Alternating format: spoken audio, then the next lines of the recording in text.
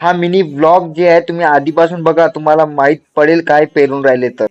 नमस्कार मित्रांनो, कसे तुम्ही? आपल्या ब्लॉग तुमचं हार्दिक स्वागत आहे. आणि आपली दादी आहे आणि हे शांताबाई होते. आज आपल्या शेतामध्ये येणार आहे कारण की टीर पेरायची आहे आपल्याला. तर आपल्याला गाडीची चाबी लावली, निघलो आपल्या वावराकडे जाण्यासाठी. तर आपल्या वावरामध्ये जाऊन आपल्याला टीर पेरायची आहे. शांताबाई म्हणे पेरून देतो म्हणे, तिला सकाळी पकडून आणलं. तर आता आपल्या वावरामध्ये आलो ना, आपल्या वावरातली विहीर होई नवीनवाली, तर बांधकाम चालू आहे. तर बघू शकता 5 रिंगा पडल्या, अजून 2 रिंगा पडायच्या. तर आता आपण आपल्या वावराकडे जाऊ. तर चला मग आपल्या वावरात गेल्यावर तुम्हाला आपली बैल दाखवतो.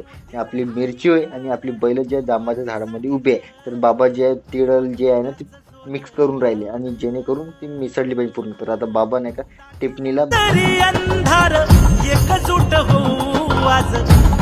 कामाला.